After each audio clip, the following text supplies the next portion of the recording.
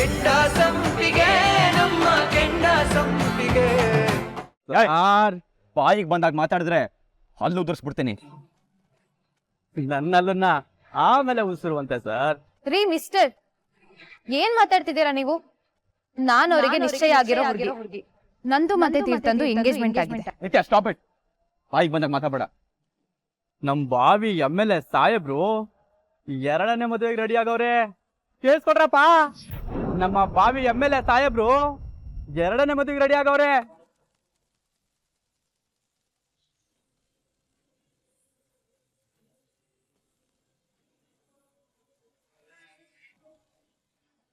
ಹಂಗಂದ್ರೆ ನಮ್ಮ ಕಾಲನ ಹುಡುಗಿ ಚಿಪ್ಪೆಗತ್ತಿ. ಸರ್ ಏನ್ ಮಾಡ್ತೀರಾ ಸರ್? ಸರ್ ಮೆಮರಿ ಕಾರ್ಡ್ ತೆಗಿಬೇಡಿ ಸರ್. ಸರ್ ಕ್ಯಾಮ್ರಾ ಕೊಡಿ. ಜಾಸ್ತಿ ಮಾತಾಡಿದ್ರೆ ನಾನು ಯಾರು ಅಂತ ತೋರಿಸ್ಬೇಕಾಗತ್ತೆ.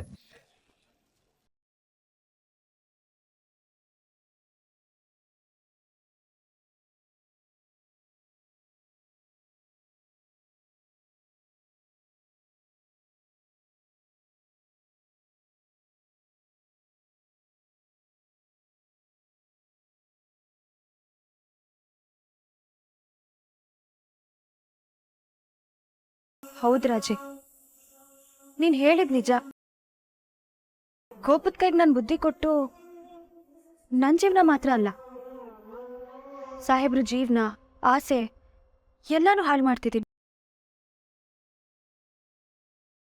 ಅದ್ರಲ್ಲೂ ರಾಜೇಶನ್ ದುಡ್ಕಂದು ಸಾಹೇಬ್ರು MLA ಆಗೋದು, ಅದನ್ನು ಹಾಳು ಮಾಡ್ತಿದ್ದೀನಿ. ಇಲ್ಲ, ಎಲೆಕ್ಷನ್ ಮುಗಿಯೋವರೆಗೂ ನಾನು ಅಕ್ಕ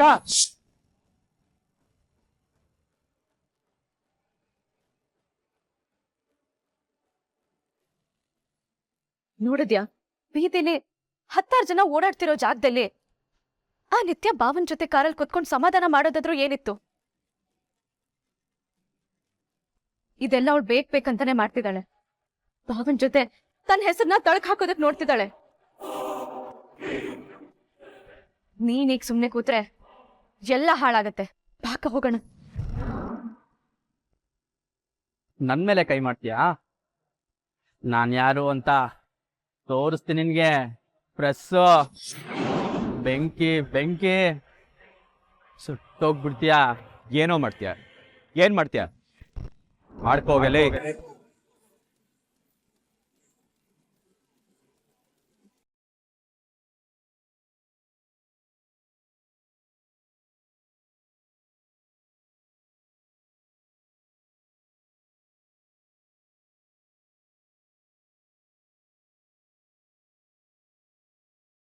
ಸಾಹೇಬ್ರನ್ನ ನೋಡಿದ್ರಾ? ಸುಮ್ನವ್ವ, ಸಾಹೇಬ್ರು ಹುಡುಗಿ ಜೊತೆ ಕಾರ್ ಹೊರಟೋದ್ರು. ಓ ಸುಮವ್ವ, ಆ ಹುಡುಗಿಯಿಂದವ ಸಾಹೇಬ್ರಿಗೆ ಕೆಟ್ಟ ಹೆಸರು ಬರ್ತಾ ಇದೆ. ಸಾಹೇಬ್ರಿಗೆ ಅರ್ಥನೇ ಆಗ್ತಾ ಇಲ್ಲ. ಬರ್ರಿ ಹೋಗೋಣ.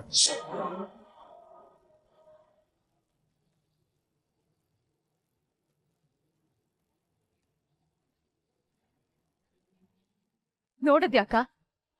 ನೋಡಿದ್ಯಾ? ಆ ನಿತ್ಯದಿಂದ ಭಾವನ ಕೆಟ್ಟ ಹೆಸರು ಬರ್ತಿದೆ ಅಂತ ಈ ಜನರಿಗೆ ಅರ್ಥ ಆಗ್ತಾ ಇದೆ. ನಿನಗ್ ಯಾಕೆ ತಿಳಿತಾ ಇಲ್ಲ? ಅರ್ಥ ಮಾಡ್ಕೊಳಕ ಭಾವ ನಿತ್ಯನ್ ಯಾವತ್ತೂ ಆ ದೃಷ್ಟಿಯಲ್ಲಿ ನೋಡದೆ ಇರ್ಬೋದು, ಆದ್ರೆ ನಿತ್ಯನ್ಗಿರೋದು ಅದೊಂದೇ ದೃಷ್ಟಿ. ಆ ನಿತ್ಯ ಡಬಲ್ ಗೇಮ್ ಆಡ್ತಿದ್ದಾಳೆ. ಆ ಆಟಕ್ಕೆ ಭಾವ ಬಲಿಪಶು ಆಗ್ತಿದಾರಕ್ಕ. ಇದನ್ನೆಲ್ಲ ತಡಿಬೇಕು ಅಂದ್ರೆ ನೀನ್ ಈಗ್ಲೇ ಆ ಮನೆಗೆ ಹೋಗ್ಬೇಕು, ಭಾವನ್ ಜೊತೆ ಮಾತಾಡ್ಬೇಕು. ದಯವಿಟ್ಟು ನನ್ ಮಾತ್ ಕೇಳಕ್ಕ. ಕೋಪದ ಕೈಲಿ ಬುದ್ಧಿನ ಕೊಡ್ಬೇಡ, ಸಮಾಧಾನದಿಂದ ಯೋಚನೆ ಮಾಡು. ನಿನ್ ಕೈ ಮುಗ್ದು ಕೇಳ್ಕೊತೀನಿ, ಜೀವನ ಹಾಳು ಮಾಡ್ಕೋಬೇಡ.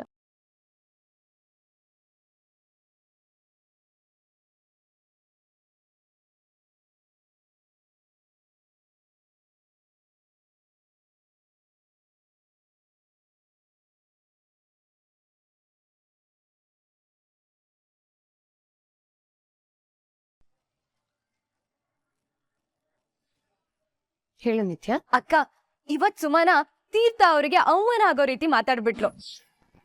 ಮನೆಗ್ ಬಾ ಅಂತ ಪ್ರೀತಿಯಿಂದ ಕರೆದ್ರು ನಾನ್ ಬರಲ್ಲ, ನಿಂದಾರಿ ನಿನ್ಗೆ ನಂದಾರಿ ನನ್ಗೆ ಅನ್ನೋ ಹಾಗೆ ಮಾತಾಡ್ಬಿಟ್ಲು. ಆಮೇಲೆ ನನಗ್ ನನ್ ತಮ್ಮನ್ ಕೊಂದವ್ರು ಯಾರು ಅಂತ ಗೊತ್ತಾಗ್ಬೇಕು. ಎಲೆಕ್ಷನ್ ಮುಗಿಲಿ, ನಿಮಗ್ ನಿಮ್ ಎಲೆಕ್ಷನ್ ಮುಖ್ಯ. ನಾನು ಹೇಳೋದು ಏನಕ್ಕೆ ನಿಮ್ಗೆ ಅರ್ಥ ಆಗ್ತಾ ಇಲ್ಲ?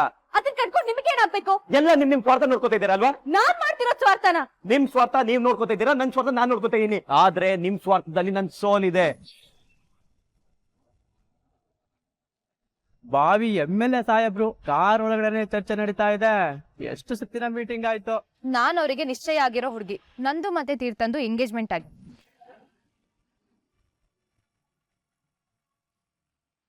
ಎಂತ ಹುಡುಗಿ ನೀನು? ಅಲ್ಲ, ನಿನಗ್ ಬೇರೆ ಜಾಗನೇ ಸಿಗ್ಲಿಲ್ಲ. ಮನೆಗ್ ಕರ್ಕೊಂಡು ಹೋಗೋತಾನೆ. ಅಯ್ಯೋ, ಅರ್ಜೆಂಟ್ ಮಾಡ್ಬಿಟ್ಟೆ ಅಂತ ಈಗ ಫೀಲ್ ಆಗ್ತಿದೆ ಅಕ್ಕ.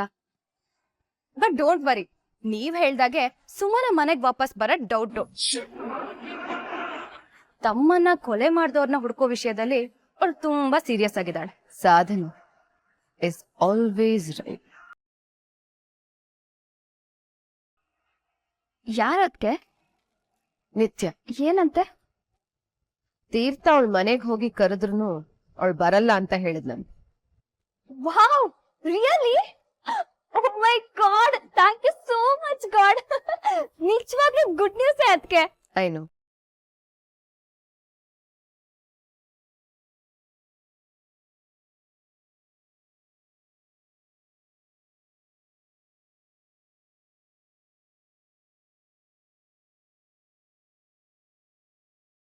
ತೀರ್ಥ, ತೀರ್ಥ, ಸುಮ ಬರ್ಲಿಲ್ವೇನು? ಸುಮ ಜೊತೆಗ್ ಬರ್ಲಿಲ್ವೇನು? ಹೇಳೋ. ನಾನು ಏನು ಅಂತ ಹೇಳಮ್ಮ, ನಾನು ಏನು ಅಂತ ಹೇಳಿ? ನನ್ನ ಭವಿಷ್ಯ ಹಾಳಾಯ್ತು, ಹಾಳಾಗ್ತಾ ಇದೆ. ನನ್ನ ಕನಸು ನನ್ನ ಕಣ್ಮುಂದೆನೆ ಕರಗ್ತಾ ಇದೆಯಮ್ಮ.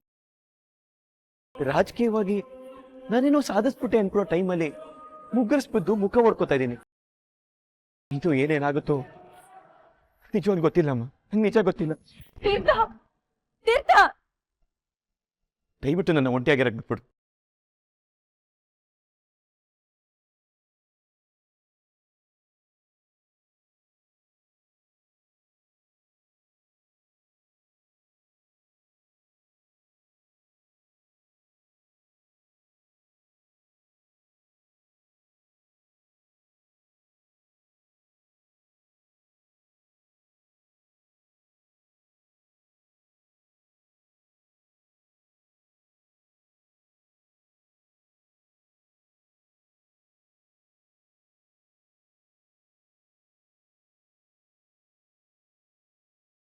ಅತ್ತೆ, ಸುಮಾ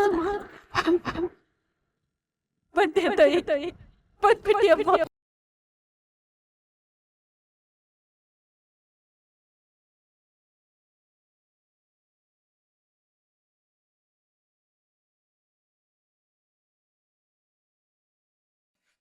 ಬಂದ್ಬಿಟ್ಟಿಯ ತಾಯಿ. ಅತ್ತೆ, ದಯವಿಟ್ಟು ನನ್ನ ಕ್ಷಮಿಸ್ಬಿಡಿ. ಕೋಪದಲ್ಲಿ ನಿಮ್ಮ ಅದಕ್ಕೂ ಬೆಲೆ ಕೊಡದೆ ಹಾಗೆ ಹೋಗ್ಬಿಟ್ಟೆ. ಪರವಾಗಿಲ್ಲ ತಾಯಿ, ನೀನ್ ವಾಪಸ್ ಬಂದಿಲ್ಲ ಅಷ್ಟೇ ಸಾಕು. ನಿನ್ ಪರಿಸ್ಥಿತಿ ನನಗೆ ಅರ್ಥ ಆಗುತ್ತೆ. ಆದ್ರೆ ನಮ್ ತೀರ್ಥ ತುಂಬಾ ನೊಂದ್ಕೊಂಡ್ಬಿಟ್ಟಿದ್ದಾನೆ ತಾಯಿ. ತನ್ನ ರಾಜಕೀಯದ ಭವಿಷ್ಯನೇ ಕರ್ಗೋಯ್ತು ಅಂತ ತಲೆ ಕೆಡಿಸ್ಕೊಂಡ್ಬಿಟ್ಟಿದ್ದಾನೆ. ಹೋಗಿ ಅವನಿಗೆ ಸಮಾಧಾನ ಮಾಡಮ್ಮ, ಸಮಾಧಾನ ಮಾಡು ತಾಯಿ.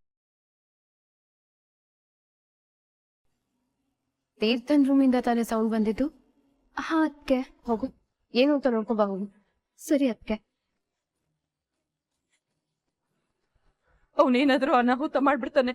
ಹೋಗು ತಾಯಿ, ಹೋಗಿ ಸಮಾಧಾನ ಮಾಡು. ಹೋಗು, ಬೇಗ ಹೋಗು.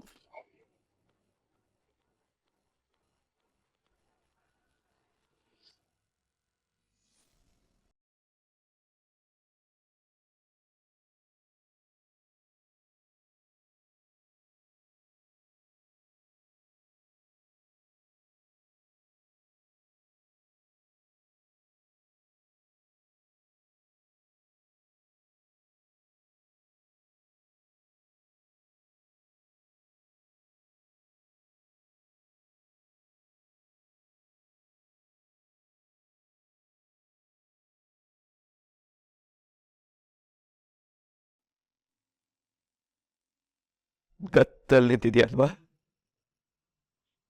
MLA ಆಗ್ತೀನಿ ಅಂತ. ನಿನ್ ಗತ್ತೆಲ್ಲ ಹೋಯ್ತು ಕಣ. ನಿನ್ ಕತ್ತೆಲ್ಲ ಹೋಯ್ತು.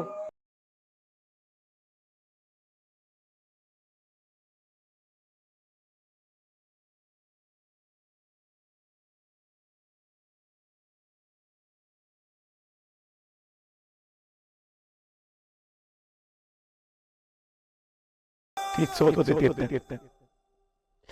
ನೀನ್ ಸೋತೋದೆ.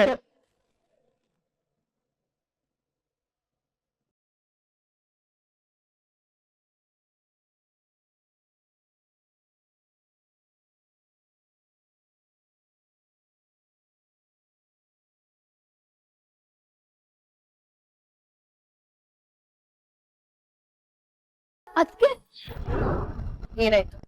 ನಾವ್ ಏನ್ ಆಗ್ಬಾರ್ದು ಅಂತ ಅನ್ಕೊಂತ ಇದೀವೋ ಅದೇ ಆಗ್ತಿದೆ. ಅದಕ್ಕೆ ಏನಾಯ್ತು? ಆ ಸುಮನ ಮತ್ತೆ ಮನೆಗೆ ವಾಪಸ್ ಬಂದಿದ್ದಾಳೆ.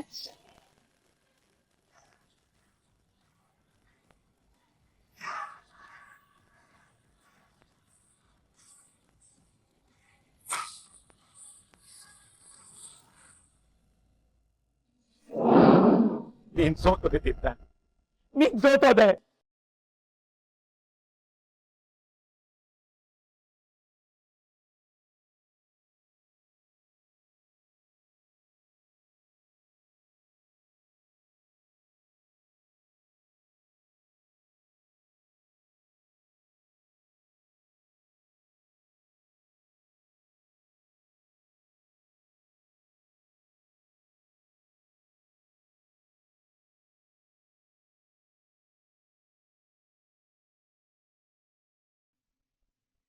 ಸಾಹೇಬ್ರೆ, ನೀವ್ ಯಾವತ್ತೂ ಇಷ್ಟೊಂದು ಕೋಪ ಮಾಡ್ಕೊಂಡವ್ರೆ ಅಲ್ಲ. ಎಂತ ಪರಿಸ್ಥಿತಿ ಬಂದ್ರೂ ತಾಳ್ಮೆಯಿಂದ ಎದುರಿಸ್ತಿದ್ರಿ. ನೀವ್ ಹಾಗೆ ಇರಿ ಸಾಹೇಬ್ರೆ. ಶಾಂತಿ ನೆಮ್ಮದಿ ಎಲ್ಲ ಹಾಳಾಗೋಗಿದೆ. ನಾನು ಎಲ್ಲಿ ಸೋತೋಗ್ತೀನೋ ಅಂತ ಭಯ ಆಗ್ತಿದೆ ಸುಮ್ಮನವ್ರೆ.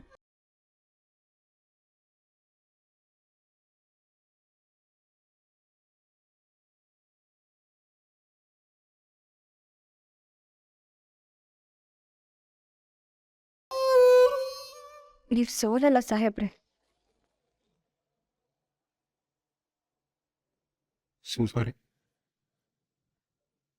ನಾನು ಪ್ರಾಮಿಸ್ ಮಾಡಿ ಹೇಳ್ತೆ, ಎಲೆಕ್ಷನ್ಗಿಂತ ಮುಂಚಿತವಾಗಿ ರಾಜೇಶ್ ವಿಷಯನ ಪ್ರಸ್ತಾಪ ಮಾಡಿದೆ. ಆ ಕೊಲೆಗಾರನ ಕಂಡಿಡಿಬೇಕು ಅಂತ ನಾನು ಒತ್ತಾಯನೂ ಮಾಡಿದೆ. ಆದ್ರೆ ನಮ್ಮ ಪಕ್ಷದವರು ಅದ್ರ ಮೇಲೆ ಗಮನ ಕೊಟ್ರೆ ನಿನ್ ರಾಜಕೀಯದ ಭವಿಷ್ಯ ಸತ್ತೋಗುತ್ತೆ ಅಂತ ಹೇಳಿದ್ರು. ಆದ್ರೆ ನಮ್ಮ ಸರ್ಕಾರ ರಚನೆ ಆದ್ರೆ ರಾಜೇಶನ್ ಕೇಸ್ಗೆ ಹೈ ಪ್ರಯಾರಿಟಿ ಕೊಟ್ಟು ಇನ್ವೆಸ್ಟಿಗೇಷನ್ ಮಾಡಿಸ್ತೀವಿ ಅಂತ ಭರವಸೆ ಕೊಟ್ಟಿದ್ದೆ. ನಾನು ನಿಮ್ಗೆ ಹೇಳಲಿಲ್ಲ, ಬೇರೆ ಯಾವ ಉದ್ದೇಶನೂ ಇರಲಿಲ್ಲ ಸುಮ್ಮನವ್ರೆ. ನಿಜವಾಗ್ಲು ದಯವಿಟ್ಟು ನನ್ನ ಅರ್ಥ ಮಾಡ್ಕೊಳ್ಳಿ. ನನ್ಗರ್ಥ ಆಯ್ತು ಸಾಹೇಬ್ರೆ.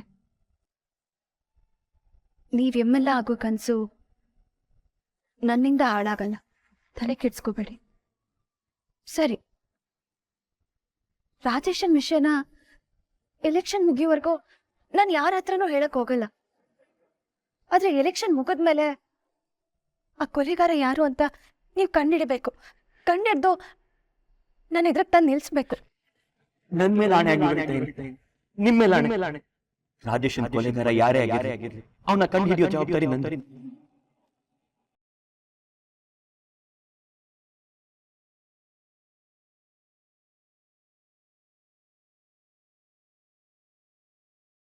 ಇವತ್ತು ಸಮಾಧಾನ